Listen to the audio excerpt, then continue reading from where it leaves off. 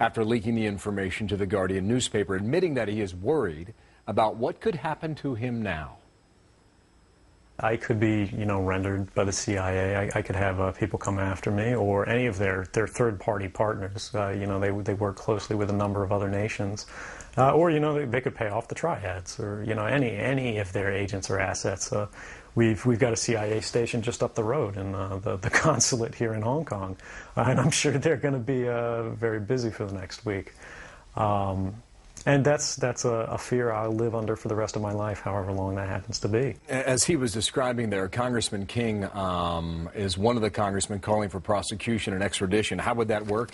Judge Napolitano, Fox News senior judicial analyst with me now. A lot to cover with you quickly in 3 minutes, okay? You ready? Yes. First, on the legal side, will the government go after him? We just talked to a guy who was threatened with life in prison. He eventually pled out to a misdemeanor. What happens here? Well, I think it's fairly certain that the government will go after him. I think the intelligence community is embarrassed. I think the White House is embarrassed.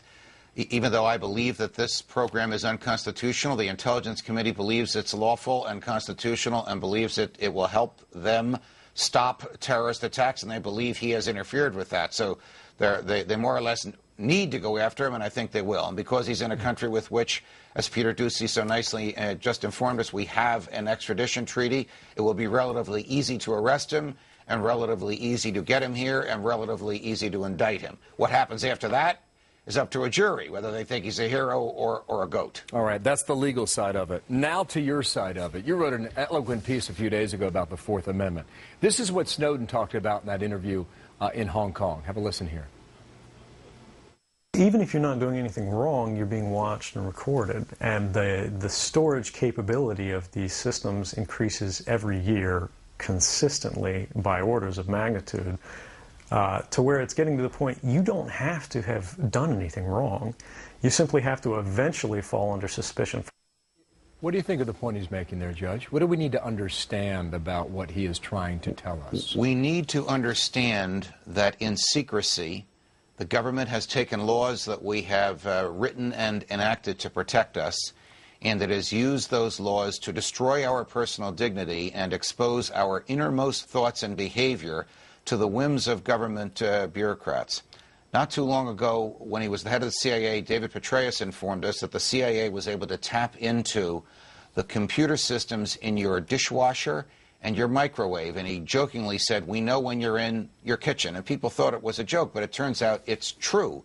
It turns out that there's very little barriers between our private lives, whether it's our kitchens or our offices or our basements, and the lust of government officials to know what we're doing. Some government officials are noble and selfless people. Not all of them are, as we know from what happened with James Rosen and the Associated Press and in Benghazi and with the IRS. And what this young man just told us is that people at his level, 29 years old, had the authority to capture the keystrokes on the computer of the President of the United States, of a federal judge, of a general, of an admiral, of a police chief, of a housewife. We never openly gave that kind of authority to the government. They took it from us. It was described last week that they know what you're thinking when you're typing it. We're told now, though, it's for our security because, terrorism is on the line here.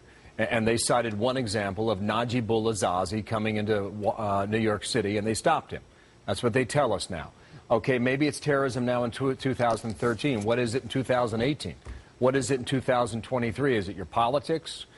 Is it your health? Is it your employment? Bill, where does it stop? Because we are a democracy, because we believe that we have human liberty that comes from our humanity, not from the government.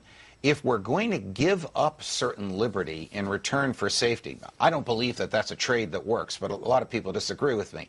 It is at least a debate that we should have. We never had this debate. All of this comes as a surprise to us. It comes as a surprise to members of Congress that somehow bureaucrats in the executive branch are capturing the keystrokes and are recording the telephone conversations of half the country. The president knew it, the attorney general knew it, this misguided judge who signed the warrant for it knew it, but the rest of us didn't. If they want to take that kind of freedom away from us, stated differently, if we want to give up that freedom, it should be a voluntary surrender after a great national debate. It shouldn't be done under cover of darkness and to a surprise. We're going to bring you on later in the week because there will be more to talk about this based on what we know now. Rand Paul says he wants to take it to the Supreme Court. We'll see whether or not he can get that. Judge, thank you. See you in the hallway. Napolitano here with us now. He raises a lot of interesting points Martha to something to consider. He absolutely does.